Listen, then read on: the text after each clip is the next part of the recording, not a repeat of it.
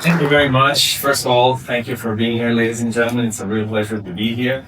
It's a pleasure to be here in the presence of Ambassador Elena Torres and the team from the consulate here in Chicago. It's always a pleasure to come to this region of the United States, such a hub for production, for export, for trade, and integration between Mexico, Canada, and the U.S. So what I would like to talk about today is where we are in terms of the U.S.-Mexico trade relationship, what we are seeing as we approach the review of the USMCA in 2026. And as you know, we have a very successful trade agreement, but one that is in the middle of a very strong sea change, let's say, in trade policy in the United States, which is affecting trade between both countries. So I'm going to talk about the trade policy that we have in the U.S., how it's impacting the relationship with Mexico, and how it can impact and how we can work primarily within the private sector of both countries to guarantee that we have a successful USMCA for a long time to come. So if you might remember anything out of this presentation, these are sort of the main messages, right, that we want to convey. That Mexico has very strong structural advantages, free trade agreements being one of them, but not the only one, that can continue attracting trade and investment into the North American region, that can continue into the future. Also, there will be and will continue to be turbulence in the relationship between Mexico and the U.S. at a political level. That's likely to continue until 2029 for many reasons, and we can get into that. But the third message here is that the challenge for all of us in the private sector is how do we adapt to this new situation and prepare for this successful review in 2026. So I think it's very important to point out what is at stake, basically. What do we have in the USMCA region already? Ambassador Torres and Adan were mentioning some of the key numbers between Mexico and trade and Mexico-US trade. We will probably finish the year at around $900 billion in bilateral trade. And this is an agreement that overall is worth over $2 trillion for Mexico, Canada, and the U.S. So this is the magnitude of the relationship. It is the most important trade agreement worldwide. And for Mexico, it's an essential part of its economy. Mexico went from being one of the most closed economies in the world to becoming one of the most open economies in the world in the space of between 10 and 15 years. And so we depend heavily on trade and heavily on trade with the United States. So there's a symbiotic relationship there that benefits both countries. And most of the investment that we receive in Mexico, or 50% of the investment that has arrived in our country since 2006, comes from the U.S. and Canada, primarily from the U.S. The U.S. is our number one investor with over 40% of all the investment that comes into the U.S. Also, what is in the USMCA? What are the main sort of outcomes and results of this negotiation, which, as you know, the USMCA in 2020 replaced the old NAFTA that had been in place for over 25 years. And we had, as a result of that negotiation, a balanced agreement which accomplishes, on the one hand, modernizing our trade agreement that we had had in place for over a quarter century, introducing 12 new chapters that reflect rules for the international economy that didn't even exist 30 years before when the NAFTA was negotiated, in terms of digital trade, modernization and information technologies overall, advances in technology in the fields of energy. How should public companies that compete with private companies in regulated sectors behave so that we have a level playing field? All of this was added to the agreement. We were also able to preserve free trade and to come to agreement on some of the toughest positions that we had in the negotiation. So we had a balanced agreement on autos, which by balanced agreement, we mean an agreement that promotes trade and investment in the region rather than the contrary. So we avoided trade barriers in some of the key sectors. And I put here in orange dispute settlement because we were able to preserve the mechanisms that allowed for, if there is a violation in the agreement, for what we would call arbitration panels to come in and resolve the situation as quickly as possible. So overall, we have an agreement that is working. But as I mentioned, not only are the trade agreements providing a strong structural advantage for Mexico to continue attracting investment, that is one of the main elements. Why? Because access is unrestricted to the United States. So is for Canada. And we are the only two countries that have theory, and I put an asterisk there because of the tariffs we're facing right now, that situation is changing. But we are the only two countries that have full access into the US market, and vice versa. because the Mexican market is very important also for US exports. So that is obviously a big advantage when you talk about structural strengths in Mexico, but there's other elements.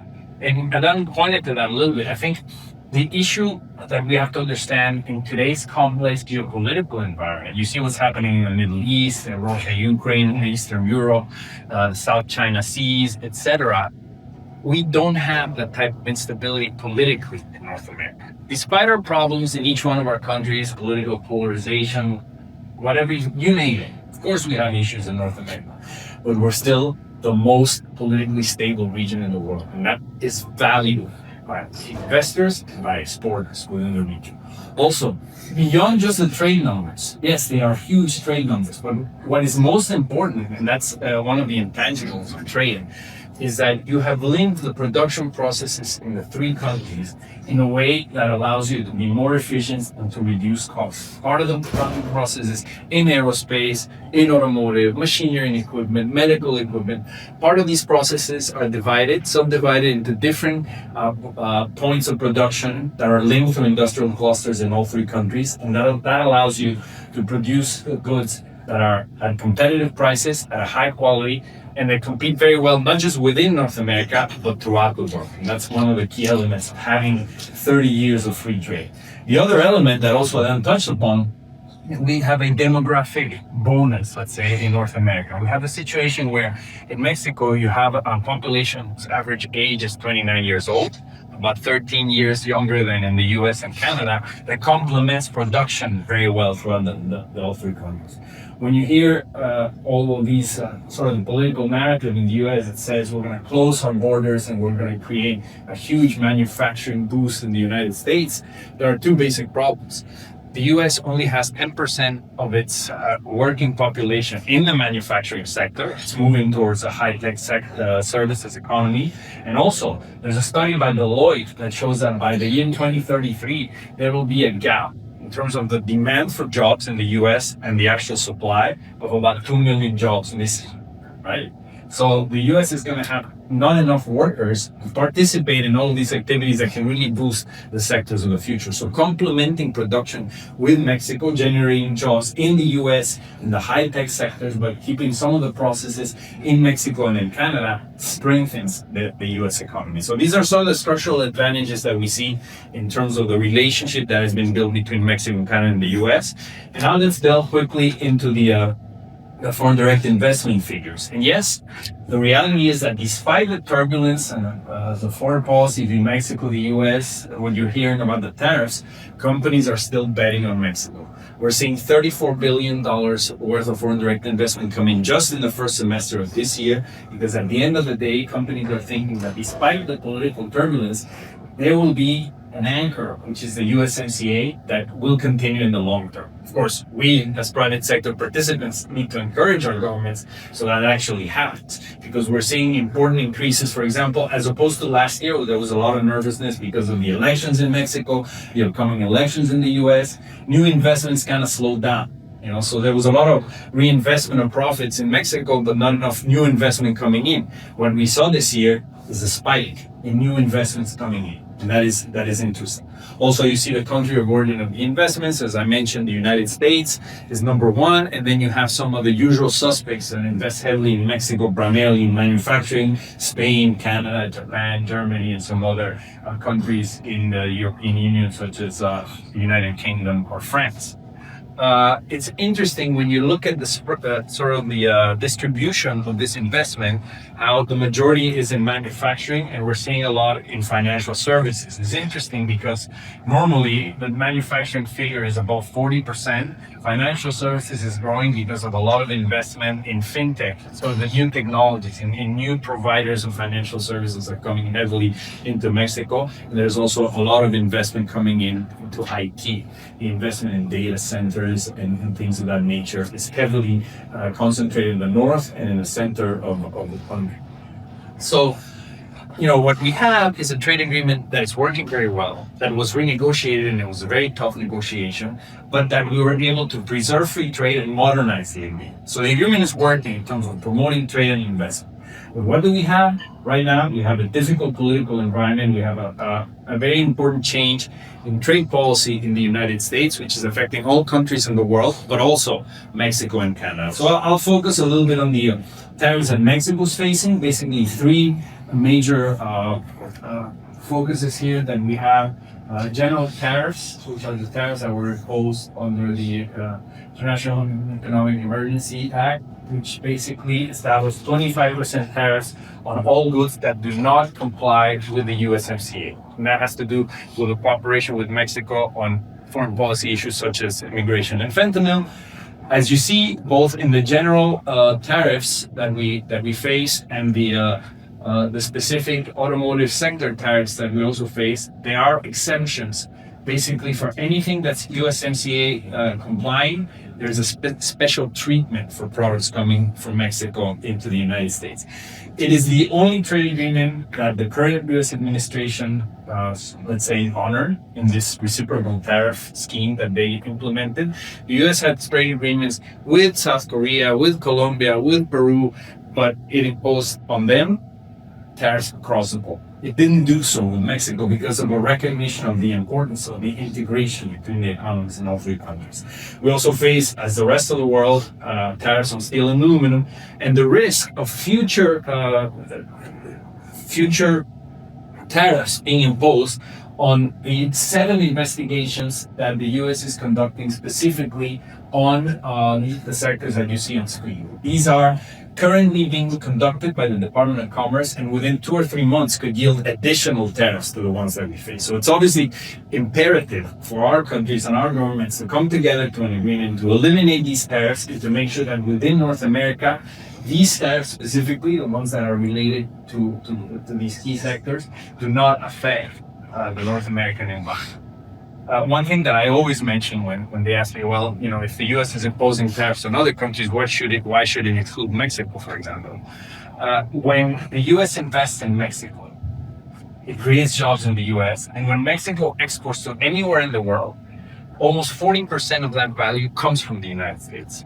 Okay, so the U.S. is exporting through Mexico. When China exports to the rest of the world, only about 1 to 2% is U.S. value add. So that means that the relationship with Mexico and the U.S. is completely different from that the U.S. has with other countries. So rather than seeing Mexican companies exporting a lot, putting into the U.S. as a negative factor for the United States, the reality is that by growing investment in Mexico and growing Mexican exports, you're growing U.S. exports as well. That's what integration means.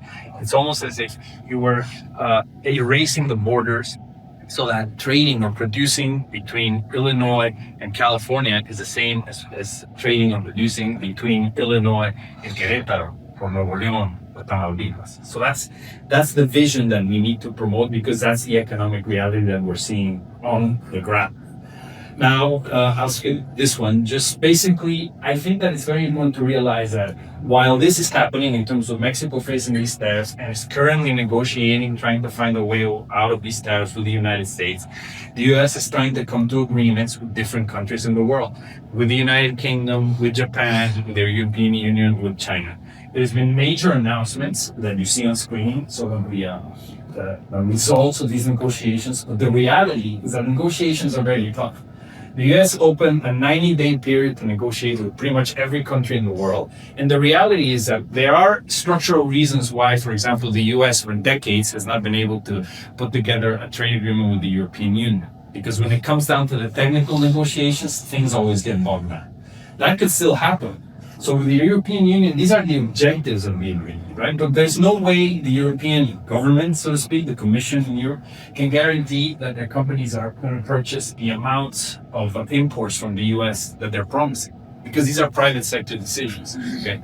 So these are just sort of good intentions. Also, there's no way to guarantee by the EU Commission that there will be $600 worth of investment, $600 billion of investment by EU companies into the United States. That's also, I wouldn't say wishful thinking, but I would say it's certainly, more of a media message than the actual reality that we see. So the environment is complex. It's not sure that the U.S. will be able to come to these bilateral agreements with all these major partners. The only thing that's sure is that the U.S. has a trade agreement with Canada and with Mexico already, and that it can make it grow and help its own economy. So these are important elements. So the U.S. then, in the month of July, announced higher tariffs against several countries. So in addition to the tariffs that I mentioned, there is this push to having more tariffs imposed, more investigations on national security, and Mexico was able to obtain a 90-day reprieve. So 90 days or delay on the imposition of tariffs. The U.S. did impose a higher tariff on Canada, 35%, but not on Mexico. So there is currently going on, a series of negotiations between Mexico and the U.S. Secretary of State Marco Rubio visited Mexico last week. There was a very positive advance on the security front, on issues related to immigration. So hopefully we can get these tariffs off the table soon, because very soon what we will have at the beginning of the next year is the review of the USMCA. Okay, so the idea, first of all, I want to explain what is in the USMCA and what isn't. There's a lot of misinformation out there. A lot of people think that the agreement has to be forcefully, so then there's an obligation to renegotiate it in 2026. That is not the case. What we established in the USMCA is that there needs to be a review every 6 years as to how the agreement is operating, and the three countries can make recommendations to improve its function. Right? But that doesn't prevent a country from raising its hand and saying, rather than making minor changes that do not require renegotiation, I do want to reopen the substantive text. I want to change the rules. If you do that, if you turn it into a renegotiation instead of a review, it gets more complex, because you have to have the legislative powers of all three countries approve the result of that renegotiation. It would be like having a new trade agreement, right? So what we did is basically in our firm establish scenarios. What is likely to happen in this process of review in 2026? For one thing, as I mentioned, if the tariffs do not get resolved between now and then, at the end of the year, we might have an overlap of tariffs on top of Mexico and Canada while we're discussing the future of the agreement. And that's certainly not conducive to a positive result, because the trade agreement is based on free trade, not on tariffs. So hopefully between now and December, there can be success in eliminating the tariffs that Mexico and Canada are facing, so that in January, they can really sit down and start talking about the future of the agreement. What happens if countries in 2026 agree to continue, which is part of what is established in the agreement? Right now, the agreement is in effect until 2036. That's another myth. The agreement does not die in 2026 if the agreement is not renegotiated. Rather, the only fatal deadline, so to speak, is 2036. What happens if countries agree in 2026 to extend the agreement? What happens is that in 2026, the agreement gets extended for another 16 years. So it gets extended until 2040.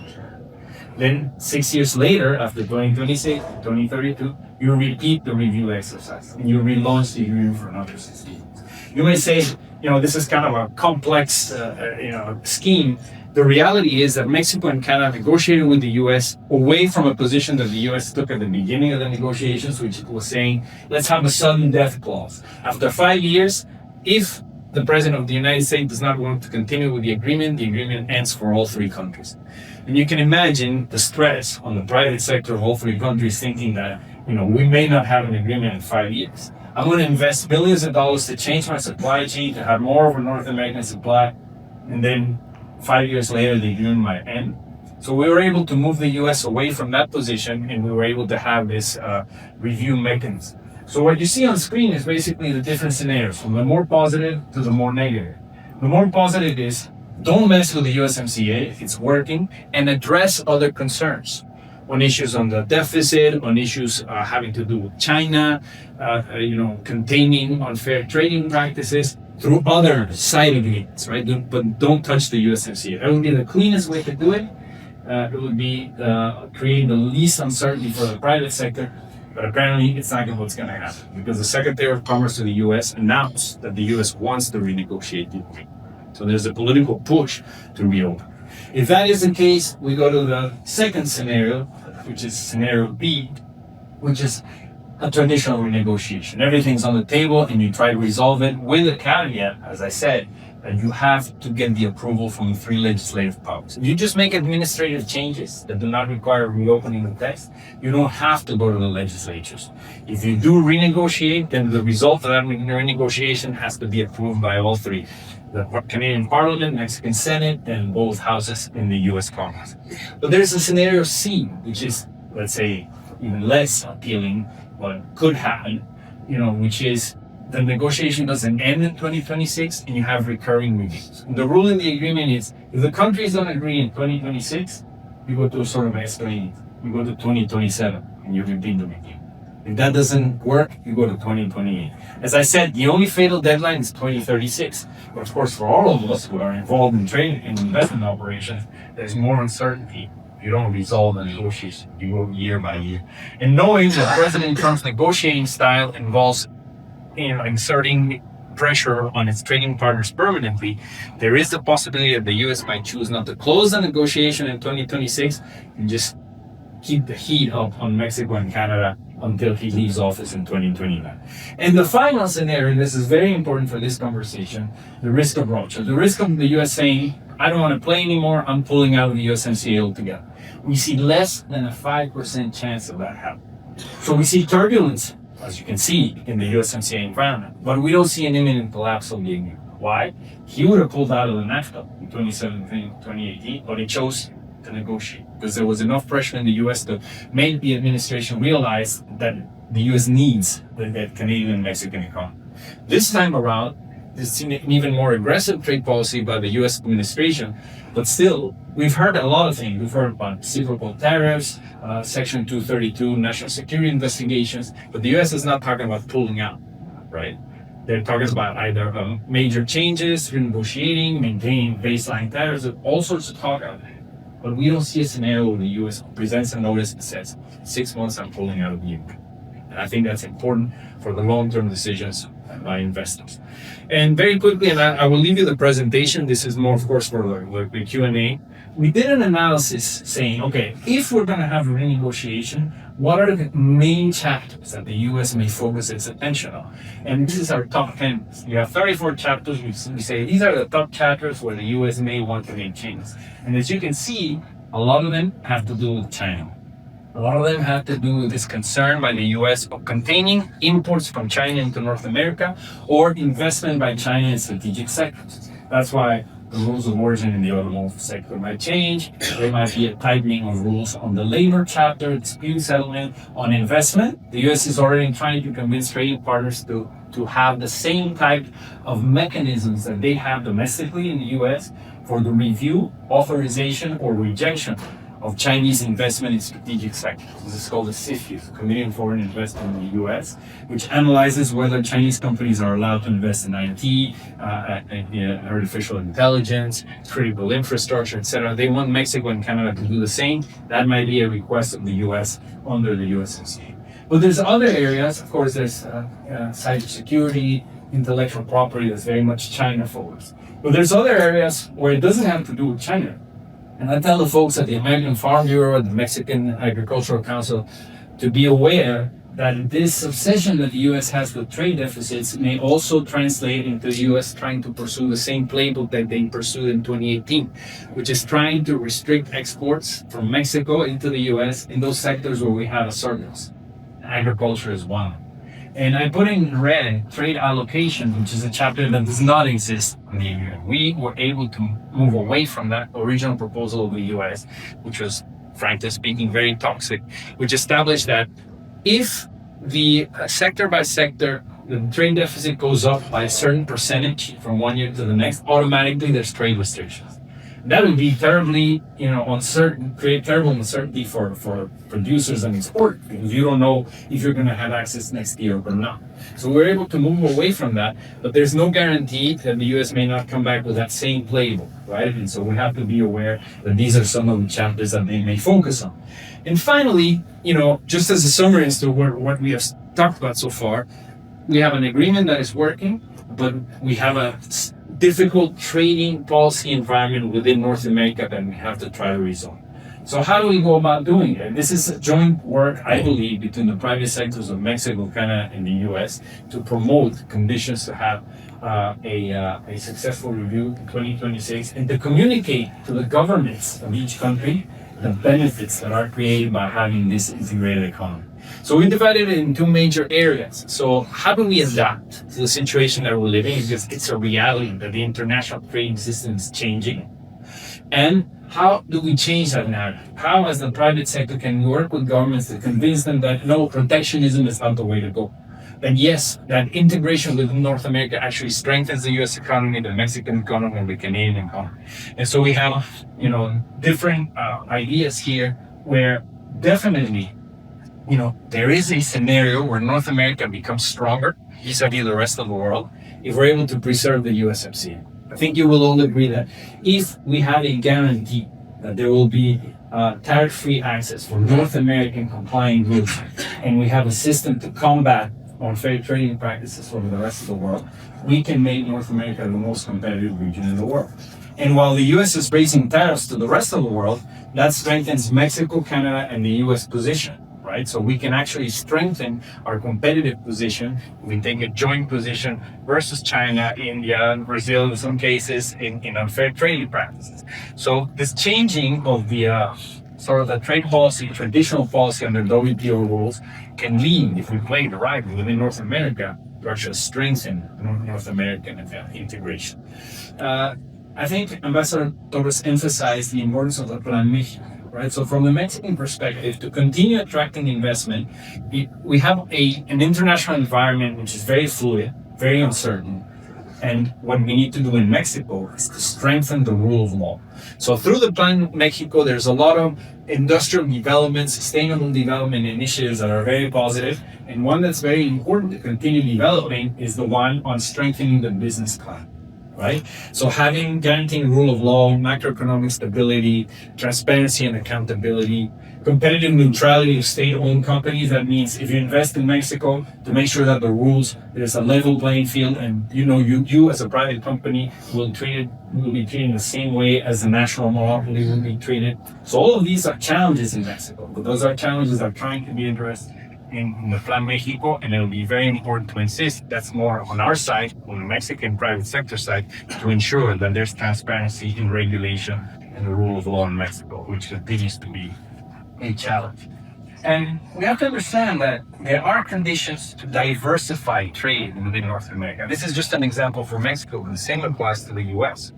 What President Trump is trying to do is saying there's many countries that close their markets, but our market is open. So I force a negotiation on them by establishing what he calls reciprocal tariffs. What we can do in Mexico as well is, on the one hand, combat unfair trading practices as well, and communicating with the US and coordinating with Canada as well, so that we create an environment that combats unfair trading practices, but that we diversify our North American trade. Mexico is a big player in this because of our network of trade agreements. We have 15 trade agreements with 50 countries, which together encompass the 13 top world importers in the world, right? So we can increase North American trade with the European Union, with Japan, with many countries in Central, South America through Mexico. And that's something that can allow us to adapt to the new conditions that we're facing. So this is just on the adaptation part. There is a tough moment in the discussions between Mexico and the US that might come up very soon, because Mexico is making a lot of efforts to advance on the security front, on immigration, and yet the US has not taken away the tariffs. What happens if, despite these efforts over the next few months, the US continues to maintain the tariffs or adds tariffs on Mexico? There may be a political imperative in Mexico to take measures, either retaliation measures, which the Mexican government has said it does not want to do. But at the very least, what Mexico can do is say, the agreement is being violated. We believe that going forward, we need to guarantee a free trade environment. That has to be the position in the negotiation starting pretty much in January. The way the schedule works is that USTR very shortly is going to come out with a notice asking for a nationwide consultation on what should be included in the USMCA. By January, the US government presents a report to Congress explaining its objectives in the review, and there will be 6 months there of intense negotiations. Hopefully, we get to that point without having an escalation of trade dispute between Mexico and the US. And the other thing, and that's what I'm getting at, and I promise that this will be the getting near the end, almost at the end of the presentation. Basically, Mexico has many areas where it can negotiate in a smart manner with the U.S. and they can come to agreement on key issues. What the policy should be regarding China. What are the benefits of having Mexico be integrated into the U.S. economy? And that's part of what the Mexican government is trying to do, right? Saying, let's have a joint policy regarding China to get rid of that pressure where the U.S. administration is saying China is using Mexico as a backdoor to get into the U.S. So we close that back door, we tackle unfair trading practices, and at the same time, we explain to the U.S. how, by virtue of actually integrating further between Mexico and the U.S., we are strengthening the U.S. economy, and that the way forward to compete successfully with China in the sectors of the future is precisely through economic integration. That is the nature of the negotiation that should take place between Mexico and the U.S. And the other thing that is important, and just as important as a government negotiation, it was the case in the original NAFTA, in the USMCA in 2018, and it is important now, the cooperation and collaboration of the private sectors of Mexico and the U.S. At the end of the day, the U.S. government is going to listen to its own private sector, telling them what should happen in each one of the communities. Trade is a very local issue, right? People in Illinois or Ohio, they're not going to care if 100,000 jobs in IT were created in the state of Washington. They want to know what are the opportunities for them in their regions, in their sectors to grow the economy. So working together with your Mexican partners and vice versa, Mexican companies talking to their clients, suppliers, joint venture partners in the U.S. and saying, these are the reasons. I gave you two quick examples. The Corn Belt in the United States requires having that access, unlimited access into the U.S. It generates employment in all of the agricultural sectors in the U.S. U.S. producers should go through the Farm Bureau, to their representatives, to their senators, to their governors, and say, do not close off the Mexican market. By the other token, the entire Midwest depends heavily on industrial integration with Ontario and with the different industrial clusters that Alan was pointing to in Mexico. So explaining clearly what are the benefits for this community, for this district, how much employment is the automotive aerospace industries generating in the United States. That is essential to send the message that you should not treat Mexico the same way you treat China or other countries in the world, because we're fully integrated. And some of these stats, to make them public, to get them out there. Tariffs is something that we tried in Mexico and in the rest of Latin America throughout the 60s, 70s, and 80s. There was an import substitution theory, promoted by the United Nations Economics Commission back then. And what was the reasoning? And it might sound familiar. We established tariffs to protect our industry. We allow our industry to grow and have a manufacturing boost. The problem, and this already happened in the 1980s, with a globalized economy, it's very hard to do that, close off your economy, and to really be able to grow your manufacturing base because you don't have access to inputs throughout the world.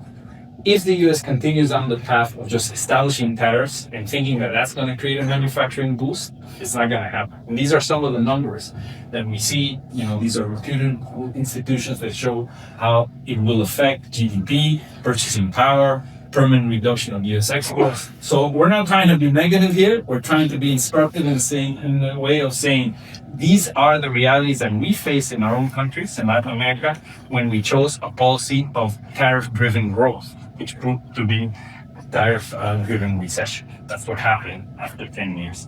So hopefully we can get that information out there.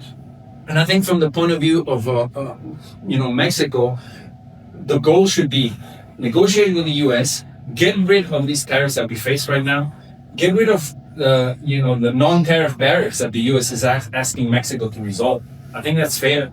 Saying, okay, we have trade irritants right now. These are the trade irritants that the U.S. faces in Mexico. Mexico should say, these are the trade irritants that we're facing in the United States. Trying to clean the deck of that between now and the time that we start the negotiation, and basically work towards having a successful a successful review of the USMCA in 2026. In conclusion, I am convinced that yes, we have turbulence in our trade relationship right now. That turbulence will continue, but the plane is not crashing. We do not see an imminent collapse of the USMCA. We see more investment and traction coming into our country. So if you locate in Mexico, if you're generating opportunities for your company, I think in the long term, it's a good bet and it will continue to be so in the future. Thank you very much.